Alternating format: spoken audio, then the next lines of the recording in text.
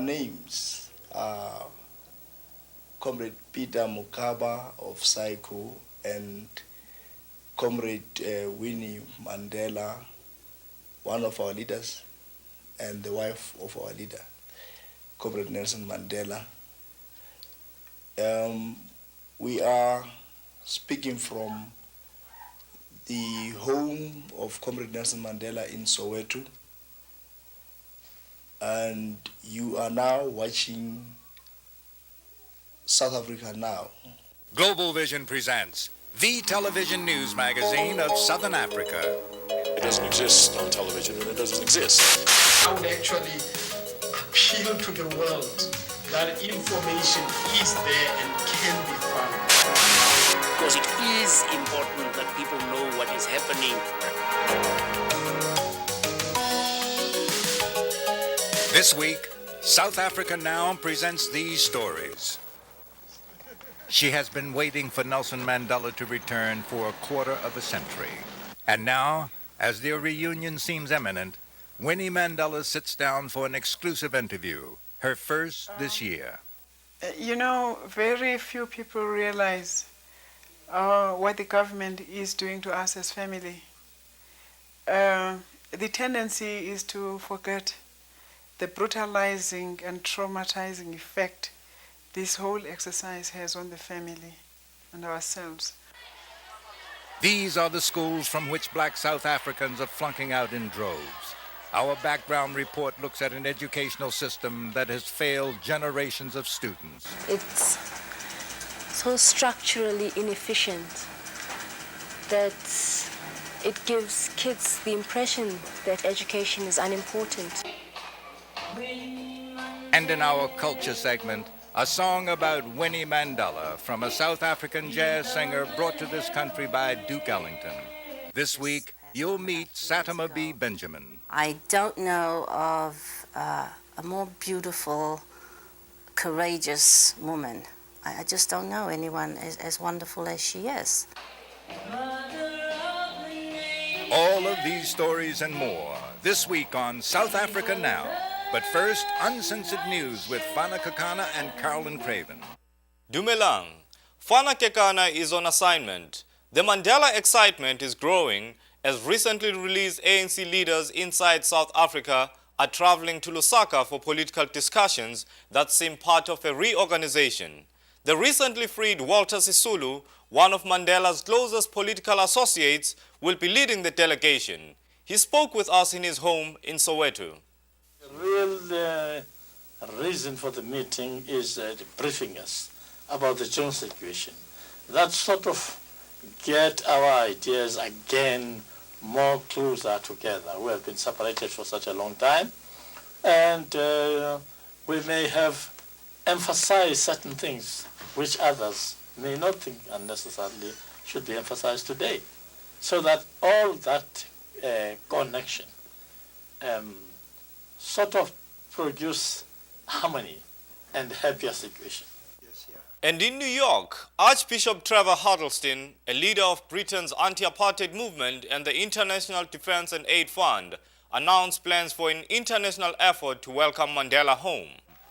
And so this initiative is to turn the event of Nelson Mandela's release into a worldwide demonstration by organizing an international reception committee for Nelson Mandela, which will spell out the significance of his release in terms of releasing the entire imprisoned society inside South Africa. Oliver Tambo, the ANC president and Mandela's closest friend and law partner, will not be there to greet Mandela. Huddleston told us that he is recovering from a stroke in Sweden. So I saw him every week until just before I left to come here. And he's now at a rehabilitation center actually in Stockholm in Sweden. His movement and his power of speech and everything else have come back in the most remarkable way. Meanwhile, in South Africa, the one person who has been waging a vigil for her husband's release for 26 years waits with growing anticipation in her Soweto home. Winnie Mandela has avoided all substantial interviews with the press, but she's now broken her silence to sit down with South Africa Now for an exclusive interview. Winnie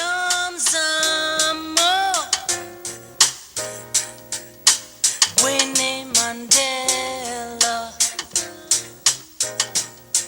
beloved heroine. Winnie Mandela is a mythic figure, celebrated in song and imitated in style. A symbol of the South African struggle, she has spoken at rallies, but rarely of late given interviews. As she prepared for her husband Nelson's return in early January, she sat down in her Soweto home to speak with South Africa Now. You know, very few people realize what the government is doing to us as family. The tendency is to forget the brutalizing and traumatizing effect this whole exercise has on the family and ourselves. Winnie, visiting Nelson in a number of prisons, has become a familiar image on TV news worldwide. Recently, on January 10th, after one such visit, she was uncharacteristically optimistic. So. This is the real one? Yes, this is the real stuff now. Would you say it's weeks rather than months that we're talking about? It is difficult to say, but I don't think we are talking about months now anymore. It is de Klerk who has the powers to release Comrade Mandela, and no one else. While F.W. de Klerk may be the man with the key to the prison doors, Winnie Mandela does not consider the state president a reformer. There is generally no change whatsoever. There is a state of emergency, we still live in it. The African National Congress is still banned, and the exiles are still outside of the borders of our land. What changes have taken place, really? The fact that we share toilets with them, with those who oppress us, does not necessarily mean political power. We do not know of any changes. We do not know of any meaningful changes. We do not know of any changes we have been fighting for that have taken place. Even the changes that are cosmetic, which have taken place on the beaches and elsewhere, those did not come about from the government itself. Those were out of sheer necessity because de Klerk has had to save South Africa from the path it has taken. As for Mandela himself, all of the images we have of him are from the 60s. What does he look like now? It's unfortunate that we are unable to bring his true picture today. He has had to trim up a great deal behind bars, and of course he is a health fanatic, and he keeps fit. He's very alert, and generally he appreciates good life. Our conversation then turned from Nelson to Winnie herself, and the controversies in which she has been embroiled, involving the soccer team she had used as her bodyguards. She was reluctant to discuss details because the cases are now in court, but insists she will be vindicated. I wouldn't be allowed to comment on a case that hasn't taken place yet. I think a lot of questions will be answered then when the case does take place, but there will be answers. We have millions of unsolved crimes in this country. That was such an insignificant case in the sense that we shall be vindicated by the court action that is going to come up, and the rest of the world will know that we had no part in what took place or what was alleged by the press. When asked to respond to the press reports that tended to convict Winnie of being implicated in violent crimes and spoke of her fall from grace. Well, it is quite clear that the international press is really just part of the whole machinery. After all, the government has to use that same machinery in an attempt to destroy the ANC. We've never imagined for one moment that the international press is part of our cause. We have never imagined for one moment that the international press is really impressed by a future black government in this country. We have never thought that they would be supportive of our cause. And what of the future? What do the Mandelas believe today? Comrade Mandela believes in the Freedom Charter. He believes in each and every clause contained in the Charter. So do we all. His vision of South Africa of tomorrow is a democratic unitary state, a country where we shall all live together, side by side. He believes the doors of learning shall be open to all. He believes the wealth of this land will still be shared. And if you fight a struggle and you know that in the end you will win, there is that hope that each day is going to bring you nearer to that day of liberation. And that alone sustains your spirits. One last item. If Mandela is released, one of the first Americans to greet him may be Jesse Jackson. He was recently given a visa. Another American critic of apartheid was in South Africa in early January. Congressman Howard Wolpe led a legislative delegation and renewed a call for tougher sanctions after meeting with State President F.W. de Klerk. That unless the South African government acts decisively to meet the conditions required for negotiations with the anti-apartheid opposition, the international sanctions effort will have to be greatly strengthened and intensified. Recent events in Eastern Europe dramatically demonstrate that when both a government and the people have the will, minority rule and repression can end, and conditions can be established for a wholly peaceful, non-violent transition to a democratic political system. And so we hope it will be in South Africa. I'm Joseph Diescho with Namibia Watch.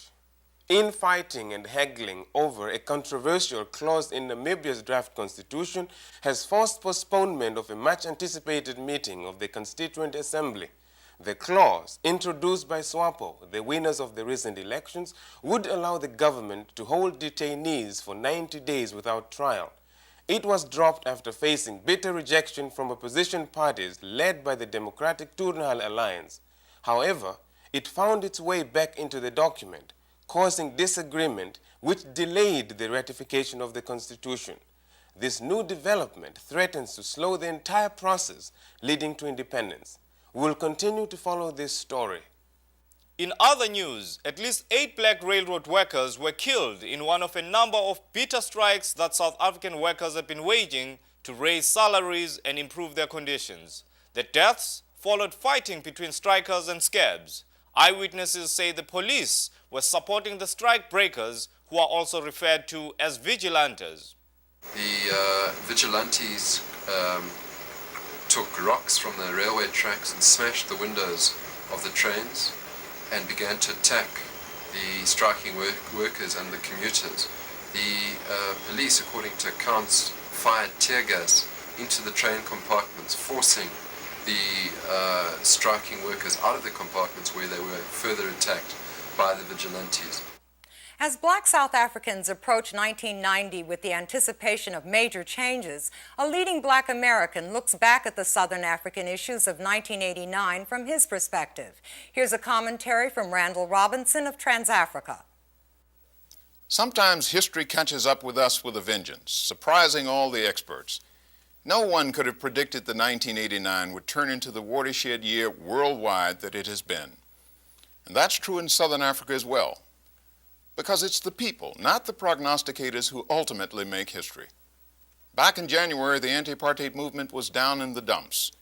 Its leaders were in jail, the state of emergency seemed unshakable, and P.W. Botha was riding high as the arrogant apostle of unending white rule. Today, Botha is history, and the movement has shown its capacity to keep moving. Acts of defiance rocked the apartheid system, leading to a shake-up in white politics and a revitalization of the grassroots struggle for freedom. Here at home, the new administration was forced by events to abandon the discredited policy of constructive engagement, at least in name, and take symbolic actions like inviting Albertina Sisulu to the White House. Divestment campaigns have also continued, and efforts to get the news out have defied the odds. Just look at the program you're watching. Apartheid is not yet a crime of the past, but it's clearly on its way out. I won't make any predictions, but the 90s can be a decisive decade of change if we do our part to help history along. That's my view, I'd be interested in yours. I'm Randall Robinson of TransAfrica for South Africa Now. You're watching South Africa Now, the television news magazine that goes behind the headlines.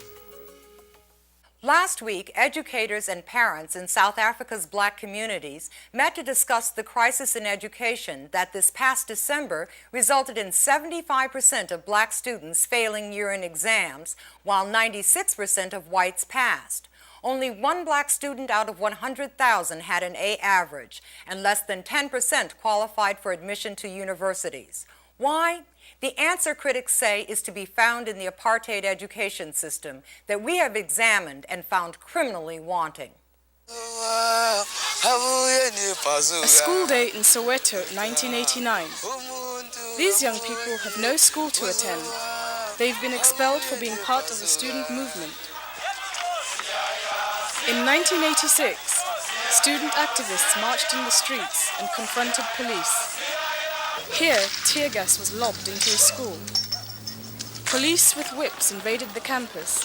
Today, the schools are a battleground of a different kind.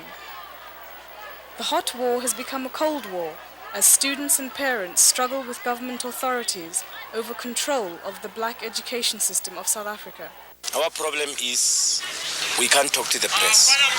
That is why I'm concerned. I'm concerned because if he sees photos of this school, they have their propaganda machineries, you see. They use it and then to their advantage. Now, if the truth comes forth, then you find yourself in trouble. School principals like this one find themselves trapped, caught between the demands of the government bureaucracy and an increasingly alienated student body. Do you feel very frustrated? Dejected. Curtis Nkondo was a teacher for over 20 years in South Africa. Because the blacks are not being prepared for academic knowledge, but they are prepared for manual work, to provide manual labor, to work in the factories, to clean the windows, and so on and so on. In this report, we will detail South Africa's crisis in education. There are no doors, no windows, no ceilings, no electricity. There's nothing. And during winter time, these are youngsters. They get so much cold. So you have to take care of them. In June 1989, the Weekly Mail sent one of its reporters undercover into a Soweto school. The assignment: document the conditions. Her story reveals a shocking scandal centering on the Department of Education, the DET, the government's education agency. DET, which runs the schools, is throughout the country totally incompetent. It's so structurally inefficient that it gives kids the impression that education is unimportant. Tandeka Ubule spent 2 weeks passing as a student. One of her first questions: why were students not taking their mid-year exams? Were totally incomplete. There would be a page 1, page 2, no page 3, a page 4, and a bit of page 5. If the paper was all there, you couldn't read it. It was so badly reproduced that students had to ask each other whether they could actually read the question papers. Ubule's investigation comes against a background of widespread chaos in the education system. Her findings show a wide disparity between separate but unequal schools, black and white. Black students must pay for their education. Whites go for free. Blacks must buy their books and uniforms. Whites do not. The government subsidy for blacks is 1/7 that of whites. While black schools are overcrowded, many white schools are closing due to under-enrollment. The student-to-teacher ratio is enormous.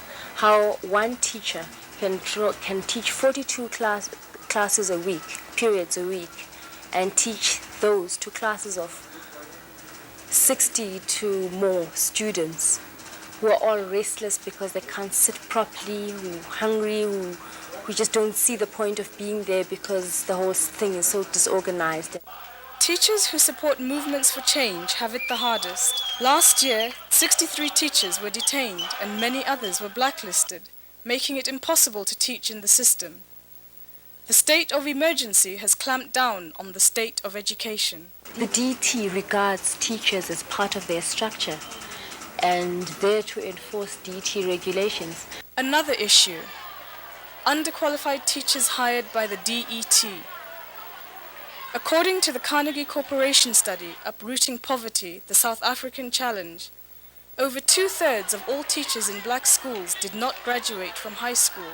The teachers too, when it's end of the month, they came here drunk, even the principal, all of them, from the first of every month till about the 10th. We are doing nothing, we are just loitering around here, they are drunk. Since 1976, passing rates among black students have declined dramatically. In 1988, only 57% of black students passed their high school graduation exams. The government's response: deny readmission to students who fail their final exams. DT doesn't come to the schools to check on the smooth running of schools as much as security police and SAP come every day to school. They don't care that it's chaotic and that there's no schooling going on. They just have come to check if there isn't any news of a riot or any possibility of a riot here. In fact, some teachers hired by the DET aren't educators. They're trained policemen. Those two teachers were two white policemen who were coming, and they were armed. For the first 4 days they were armed. And when we tried questioning him, what about those guns in your gun holsters next to you, he said, in order to protect us from troublemakers from outside. And we said, the troublemakers are not from outside. We are the ones who don't want the education system. It's not someone from outside who's telling us what to do. We are the ones in the school who don't want it. It means you're going to protect us from us. Is that the case? And now, once again, as in the past, the army has occupied schools in Soweto and Cape Town. Curtis Nkondo recalls the tension. Disobedient behavior was children going to the toilets or children going to the shops. Now, if they're required to remain at school, whether they're hungry or not, they have to remain there. And that is why at the beginning I said education is a means of control more than advancement. This is Nitabele Masemola for South Africa Now. You're watching South Africa Now. Coming up next, our culture segment, featuring the best music, film, drama, and artistic expression from Southern Africa. Since we featured an interview with Winnie Mandela this week, we thought we'd share a new song about her with you. The singer and writer is a South African jazz artist who came to live in exile in New York at the invitation of Duke Ellington many years ago. Originally from Cape Town, meet Satima B. Benjamin.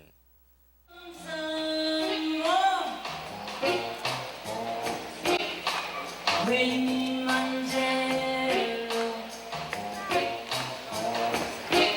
beloved heroine.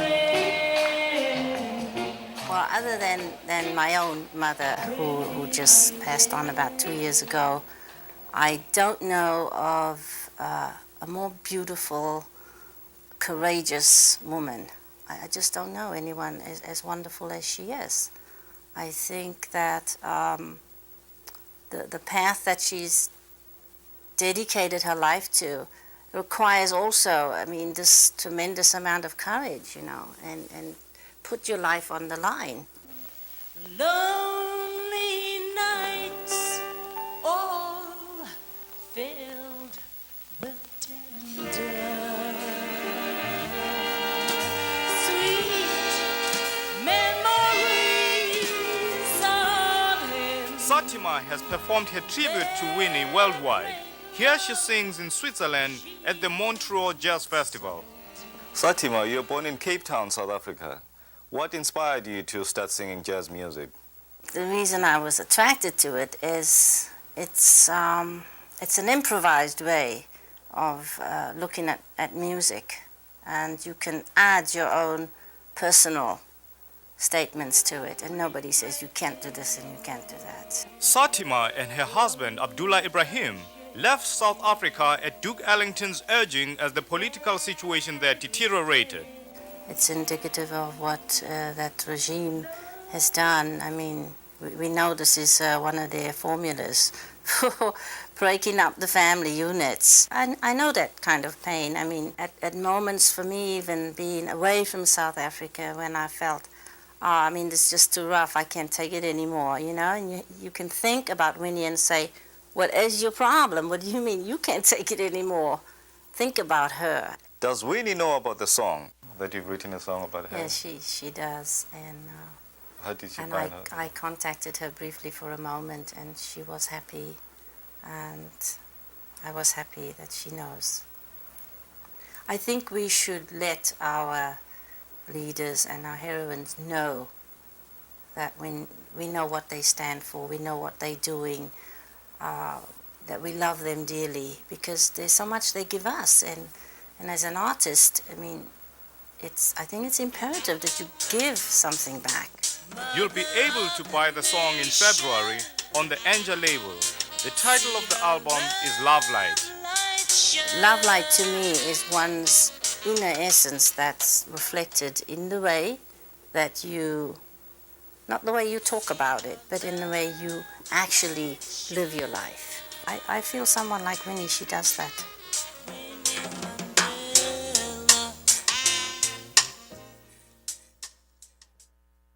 Thank you for watching South Africa Now. We are grateful to our viewers who continue to respond to our financial crisis. For more information on the issues we cover, send a self-addressed stamped envelope to South Africa Now, Post Office Box 1907, Canal Street Station, New York, New York, 10013. South Africa Now is produced by Global Vision on a non-profit basis in association with the Africa Fund, a tax-exempt organization providing assistance and relief to victims of apartheid. Thank you for joining us. On behalf of everyone at South Africa Now, I'm Carolyn Craven. See you next week.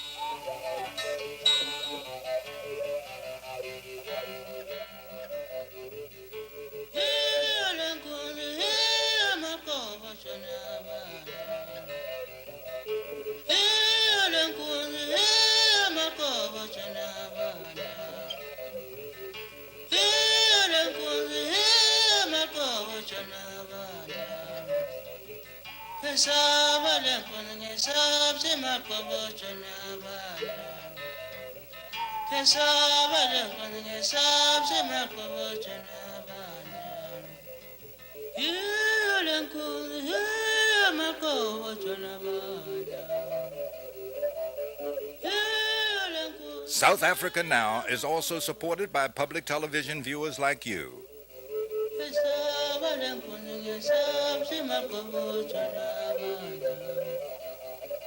Esa